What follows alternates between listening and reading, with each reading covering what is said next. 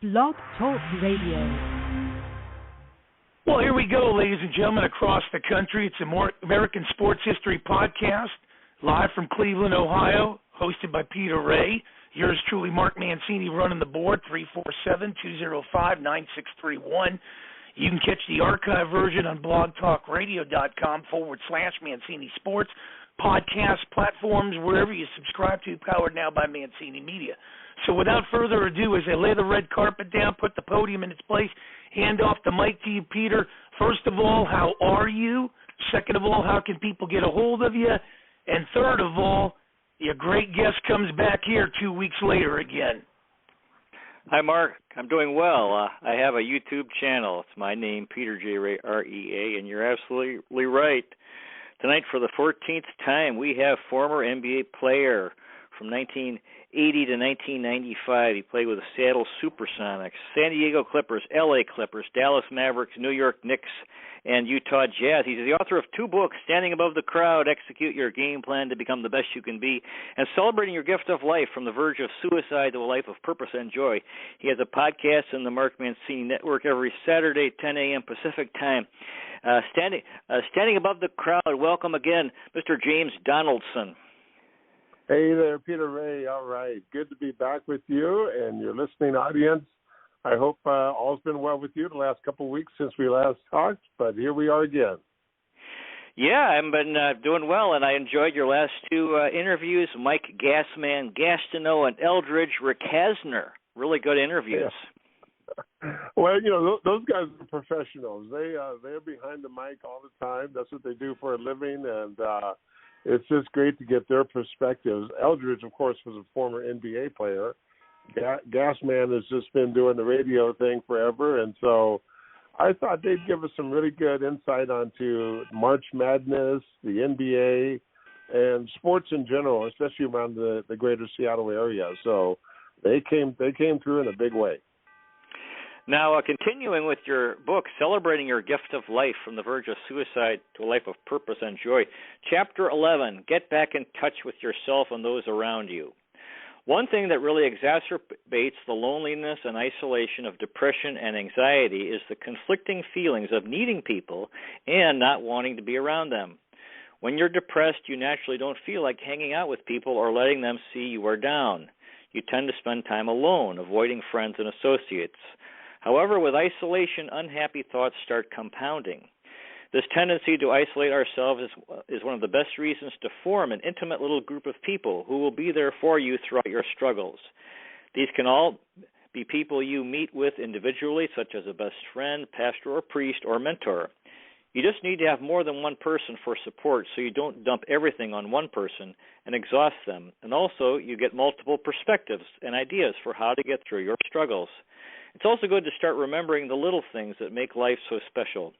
Take time to stop and smell the roses, and remember, that's what life is all about. In our current technological age, it's so easy to disconnect from real and personal relationships and just feel like everything is okay because you get a lot of likes on Facebook. When it comes down to it, none of that social media stuff adds up to much in the real world. Yeah, I so fully agree. You know, one of the things that I discovered going through my depression and anxiety that I went through about 3 years ago is one thing that really helped me get back in touch with me and my feelings and my connections with other people was getting back to old-fashioned letter writing and greeting card writing. This past Christmas, for instance, I sent out – I used to do this years ago. You know, before the advent of email, I was a huge letter writer and Christmas cards and birthday cards to everybody I knew. And then I kind of got away from it for a few years, like most of us have. But I've gotten back into writing, you know, taking the time to just put pen to paper, write a few notes, some sentiments to somebody I'm thinking about, let them know that I'm thinking about them, wishing them a wonderful day, maybe giving them a little bit of update about myself. I probably sent out about 300 Christmas cards this past this past Christmas. And everyone who receives a card nowadays, because it's so rare, feels a special, different kind of connection that has been long lost in our world of technology and emails. So I I tell people, hey, slow down, smell the roses, do some of the old school methods of being in touch with each other, sitting on a park bench and watching the children play, getting the fresh air out there, just having a nice face-to-face conversation as often as you can, just to kind of balance out this real tech-heavy world that we live in now that has taken us away from that interpersonal contact and relationships that we all used to have. Dave from Upper Darby, Pennsylvania. Hey, James, love your show this past weekend. And you and Peter, I don't miss the Tuesdays you're both on. Oh, thank you so much, Dave. Thank you. You know, I really look forward to it. So much goes on every 2 weeks. We spend hours just kind of getting caught up with each other. But Peter and I stay in touch throughout those couple of weeks. A couple quick text messages here and there, and saying hi and how you doing and checking in. But thank you so much for that. And I'm glad our listening audience is really getting so much out of these conversations that we're having. Mitch from Salem, New Hampshire. Lost a lot of friends the past couple of years, some to drugs, one suicide. This show helps a lot. Wish you were both on 5 days a week. Love the archives. Yeah, thanks so much for that, too. Just about every week throughout the first part of this year now, I've picked up another person that I'm working with. I like to call it coaching. I don't want to get into all the technical counseling, professional counseling and things, but just coaching people to help them balance themselves out again, stabilize themselves, get back on solid footing. Many of these people, a young man just a couple of days ago on Sunday I was talking to, 21 years old, severe alcohol problems, depression, anxiety. He has found himself with a gun pointed at his head on more than one occasion over the last couple of months. And to talk to somebody like that, to walk them back a little bit and get them off of that verge of taking their lives and letting them realize and giving them a sense of hope that tomorrow is going to be better. And eventually you're going to work your way out of these very difficult places you find yourself. But you got to be patient with yourself. You've got to love yourself. You got to get back in touch with yourself. And with that, you can start making the progress that you need to make. So that's the work I really feel a lot of my time in with now, and it's so rewarding. It's, I think, the most rewarding work I've ever done in my life. Kimberly from Boca Raton, Florida. Guys, you light up our state as well. Really enjoy you. Thank you so much, Kimberly. Yes. Well, the experts are saying that mental health issues are going to be our next pandemic. We're just finally getting out of the one we've been through the last couple of years with COVID and coronavirus and all that. Now, everyone has been so greatly impacted. I had lunch today with one of our elected officials here in town, and he's telling me that the kids over at the neighborhood middle school are just really raging out of control, behavior issues, anxiety issues, all kind of things that the schools are so ill-equipped to prepare and work with. And so, we have to do what we have to do to reach out to each other and be supportive as you possibly can. If you have a young middle schooler at home or a high schooler, please take the time to talk to them about what they might be going through, how their day is going, what kind of stresses they feel like they're under. You'll probably uncover a lot if you get your youngster to talk with you real candidly, real openly, and real honestly, and then be there for them. Don't try to fix them right away. Just be there, listening, supportive, and reassuring them that you're going to be there with them throughout.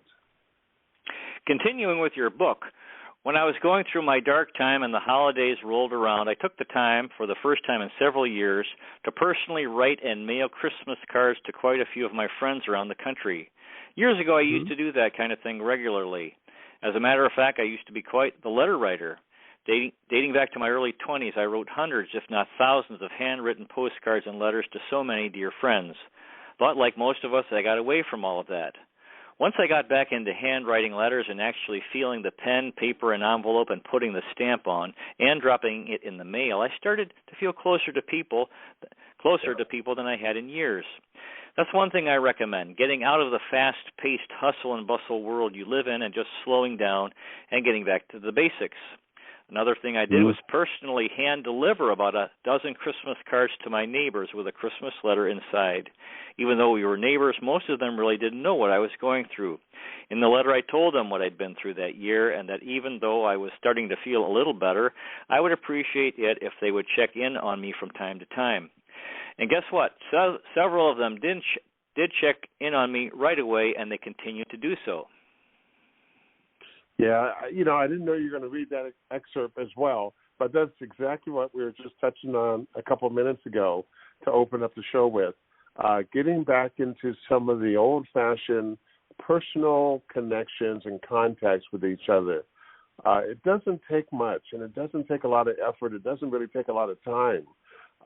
But we just have to find that balance in our lives because I think so many of us are out of balance. We're so involved with the fast-paced, hustle-bustle, heavy technological world that we're living in. We're forced to live in, but you have to just kind of, make a conscious effort to step back a little bit.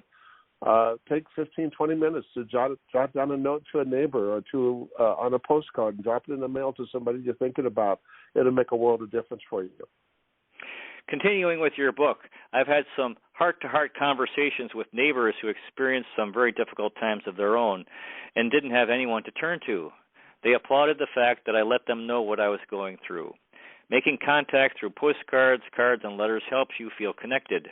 I know it's hard to put our cell phones down and spend time with another person, looking them in the eye, maybe grasping their hands, and even letting a tear roll down your cheek, but that is realness to the nth degree.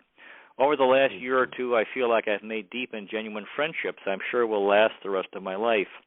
Plus, those I've reconnected with feel like they have reconnected with me as well. I recommend making these small gestures that bring joy to life. I travel to China quite a bit.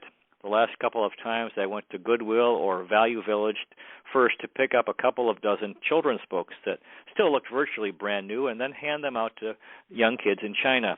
They're trying to learn English, and these simple little books help them to do so. But more than anything, since China is such a gift-giving society, it really goes a long way toward creating lasting friendships.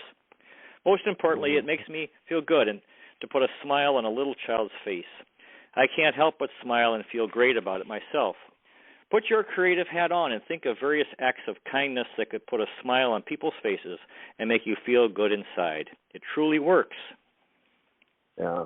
Volunteering and giving back is one of the best ways to help yourself feel better. You'll realize, as the old saying goes, we don't have to look too far to see how truly blessed we are because there's so many more people that are so much worse off than you. And just take the time, maybe go down and volunteer at your local food bank or at the clothing donation box drives that they have. Wherever there is a need. You don't need to be paid for it. You don't need to do it that long. It doesn't have to be an all-day thing. Maybe it's just an hour or half an hour out of your day.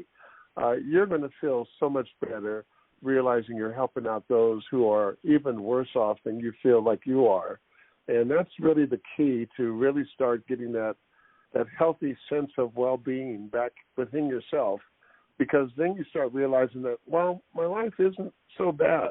What I just witnessed a little while ago, earlier today, is much worse off than I am. I feel for those folks. And you'll start feeling better about yourself and your situation as you continue getting better and better in the first place. Rick from Newark, New Jersey, who do you fellas have to win the title in an NCAA college basketball? Go Villanova. Now, I like the Final Four. I like the matchups here. I was hoping for St. Peter's. I like Cinderella stories. I love Cinderella stories like that. They got beat finally by North Carolina, and that's fine. My sentimental favorite is going with Coach K and Duke. If he can go out and close out his magnificent career he had as a winner one more time, I think it'd be a terrific way for him to go off into retirement land and really cement he's got a great legacy already, but cement it forever, evermore. And so that's my sentimental favorite right now, Duke. I went to Duke. I graduated in '82, and I actually worked at a banquet as a serving food, and I served Coach K in 1981, and he asked me for an iced tea. We didn't have any iced tea, but I ended up going and getting hot water and making it for him, and of course it's such a long time ago. Somebody asked, "Well, why are you retiring?" And I looked at him. I look at this guy.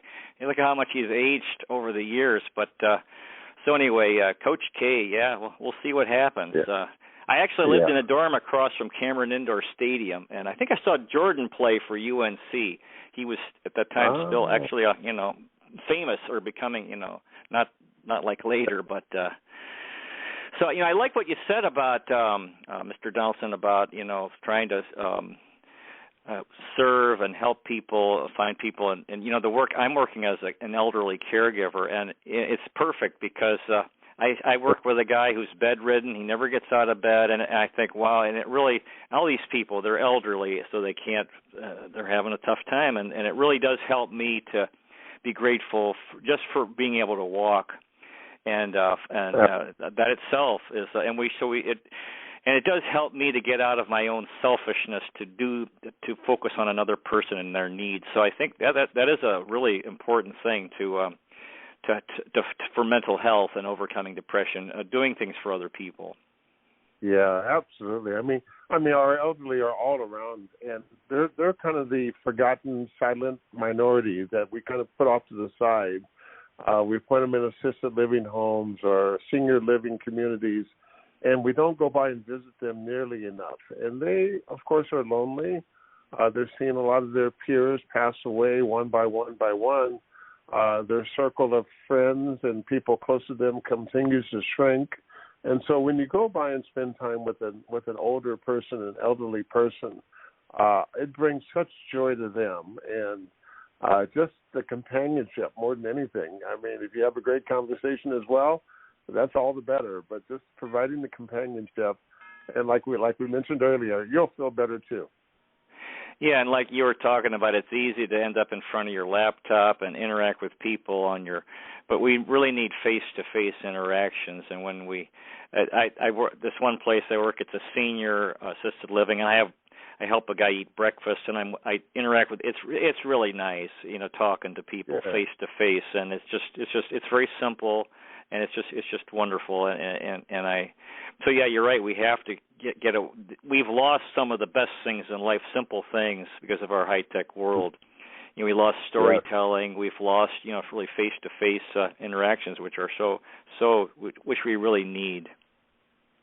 Well, I'm so glad these mask mandates are finally going away. We can see each other's faces and facial expressions again, and gather in groups and small groups and be careful still. But I'm so glad that we're back to just having that personal interaction and not hiding behind, sheets of plastic or face mask and gloves and all kind of other things that has really, really hampered us the last couple of years. And it's going to have lingering effects for years and years to come. Yeah, we need to see people's faces and see their smiles. And now the NBA Top 50, we can continue with that. Some of the guys you played with, greatest NBA players of all time. Kevin McHale. Yeah. Kevin was a terrific low post player. Just such a knack and uncanny footwork. The ups and unders. He wasn't like a big, overpowering player. He wasn't going to go on top of you and dunk the ball or anything on top of you. But he would just get you up in the air on your tiptoes, a little bit off balance, reaching one way, and he'd quickly go back the other way. He was masterful at that. I don't know if there's that many other big guys I can think of offhand who really mastered the low post moves as well as he did. And he was a winner. I mean, he played hard. He played injured a lot of times. He's still limping around with an ankle that didn't quite heal right. Even in his years after basketball, he kept on playing because that's what he felt he needed to do, and he was paid to do. Real hard scrabble guy. He wasn't very flashy. Fun-loving guy. He didn't take himself too seriously. But yeah, one of the all-time greats for sure. Earl the Pearl Monroe. Yes, I love Earl. And I've gotten to love him even more with the Retired Players Association. What a stand-up guy. He really stood up for the guys, the retired players in our association time and time again. But what a great player. I mean, he had all the playground moves he brought in to the NBA. With the Bullets and of course with the Knicks and Clyde Frazier in that backcourt they had. Fantastic to watch him play. These are the kind of guys that I like to say they were great players, and I know both Kevin and Earl very well, but they are even greater people. And it's a shame that we don't get a chance to know them as people as much as we get a chance to know them as for their athletic accomplishments. That's what our listening audience is missing out on. I wish that, we can get them on the radio and talk to them a little bit. I'll reach out to them for my shows as well, and people can get a chance to learn a lot about what makes the person, what makes them and drives them to the upper heights of the levels of competition that they achieved throughout the years, and they continue doing well even after the game is done. So, yeah, Earl the Pearl is one of my favorites. Great guy that I loved working with the Retired Players Association. Yeah, that's the thing that interests me. When you hear about players, and because I think good character is the most important thing in life. When you hear about great players who were really good people, to me that's very that's just wonderful to know. Hakeem Olajuwon. Oh yes, the dream. I tell you. Now, when people ask me who was the toughest guy for me to play against, I always say two different answers. The most unstoppable was Kareem Abdul-Jabbar. Guy Hook was just poetry in motion. And every time we'd leap up there to try to block it, and by the time we came back down to the ground and looked over our shoulder, that ball was nestling its way through the net with Kareem. But the most difficult player for me to play against was Moses Malone, followed up by a new, improved version of Moses, Hakeem Olajuwon. Hakeem was such a workhorse out there, a great athlete who could run all day long, jump, uncanny timing, a little bit undersized to play center, but he played it as well as anybody. One of the all-time greats. I still remember the way he took Shaquille O'Neal to school during the NBA playoffs, the finals, the Houston against Orlando. And the way he schooled Shaquille over and over and over. And, of course, Shaquille would dunk on him and do the monster thing from time to time. But, when it came down to it and you wanted to go with the winner, it was going to be Hakeem Olajuwon. So great to see him and the Houston Rockets win back-to-back when Jordan took a couple of years off. And I always remember what Hakeem had this short but very poignant phrase: "Be humble and work hard, and we'll get where we're going." And that was just that epitomized him. He was humble, he worked hard, and he got where he wanted to go. There's a book out. I had a guest called From Hang Time to Prime Time, and it's from NBA from 1975 to 1990 by Pete Croatto, and he talks about the NBA commissioner during David Stern. And I get the impression that Stern was the guy because, and your career was similar to that time period where the NBA went from a league that wasn't that popular in the United States to be the most popular sport worldwide. And it sounds to me like Stern was the one who was just relentless. And then at the same time, was Olajuwon Nigerian?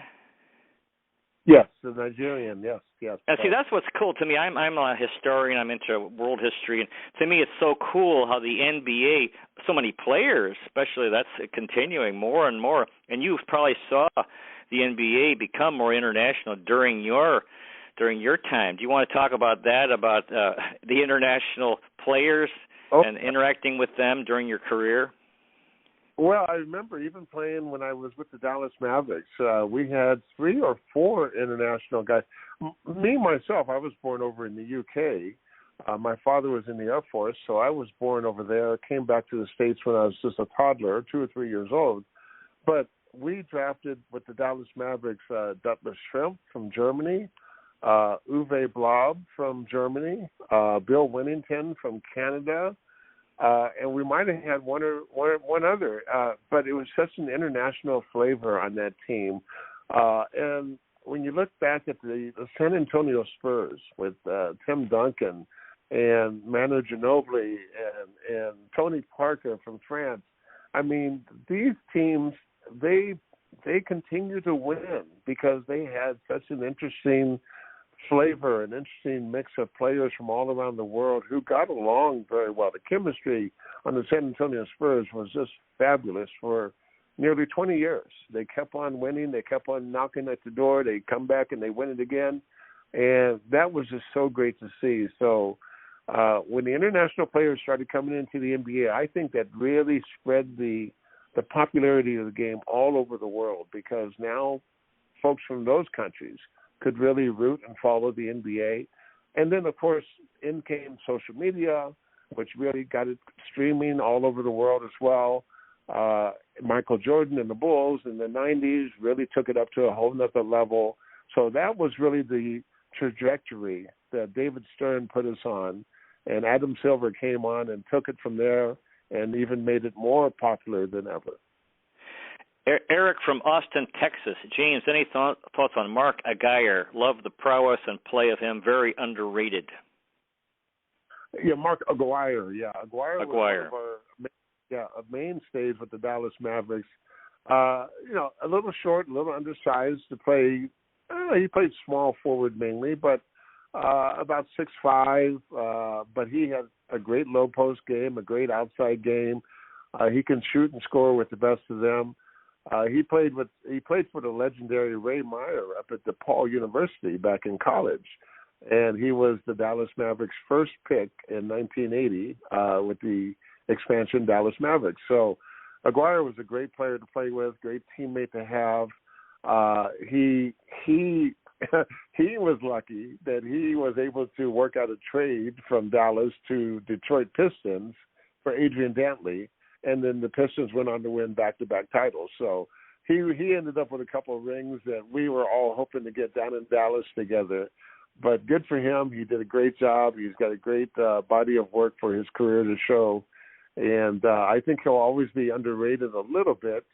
But, he was one of the best of all time. Would you like to talk, Mr. Donaldson, about your current work in mental health and otherwise? Yeah, I sure would. Coming up May, in the month of May is Mental Health Awareness Month. I'll be doing a lot of speaking engagements in schools and community groups, Rotary, civic groups all over town, all over the state of Washington. Probably be traveling a little bit on the airplanes around the country a little bit to do some more speaking engagements. So I'm really that voice and that advocate for mental health awareness and suicide prevention, just continuing to let people know that even though we're pretty much out of this pandemic, we still have a lot of things we don't know. We still have a lot of things we're going to be dealing with post-COVID, with the virus and with the vaccines and all kind of things that we're dealing with. Hopefully we don't go back into any kind of shutdowns and restrictions severely like we've been through. But that's my work, and I'll continue working and talking with especially men from all over the country as they give me a call from time to time. And I tell them, I say, hey, I'm not a mental health professional, not yet anyway. I'm more of a coach. I just want to coach and talk with you and support you and encourage you. And if you don't feel like you want to talk to a doctor, or you don't want to really talk to a counselor, you can talk to James. You can talk to me, because I have been there and I've been through all of what you're going through. And they sense that I really understand, that I really can relate well to what they're going through. And like I said, I've worked with about 10 men already this year, and all of them were right on the verge of suicide. And to be able to walk them back and settle them down and give them a sense of purpose and a sense of hope that tomorrow will be better is really, a job well done and the best we can do. And I continue being there for them. I encourage them to call me anytime they need to talk to someone, and I'm right there for them. So I want everybody to make sure that if you have any kind of struggle at all, mentally especially in your life, please reach out to your medical professional and make sure you get a baseline a diagnosis of what's going on, and take it from there and start rebuilding things that you need to put back in place. You'll get through what you're going through just like I got through, and it will be a much, much better turn of events down the road. But you got to be patient with yourself, love yourself, and keep pushing yourself to get through it with a good group of close friends around you as well. And that's the way to do it. So that's the work I'm doing, Peter, and I really appreciate you giving me the opportunity to talk about it. Our guest has been Mr. James Donaldson, NBA player from 1980 to 1995, author of the book Celebrating Your Gift of Life from the Verge of Suicide to a Life of Purpose and Joy. We're out of time, Mr. Donaldson. Do you have any final words for our audience? Just, hey, have a wonderful time out there. You can pick up a signed copy of my book at celebratingyourgiftoflife.com.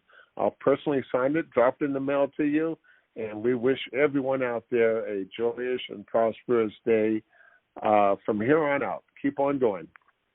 Well, it's been really wonderful having Mr. James Donaldson again. He'll be back in 2 weeks.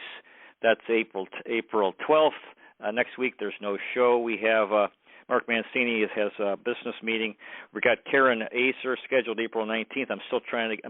We'll have Sam McDowell on. Haven't got him scheduled yet. So, dear listener, may the road rise to meet you. May the wind be at your back. May the sun shine warm upon your face and rains fall soft upon your fields. And until we meet again, may God hold you in the palm of his hand. Good night, everybody. Thanks again, Mr. James Donaldson. Thank you. Good night. Good night.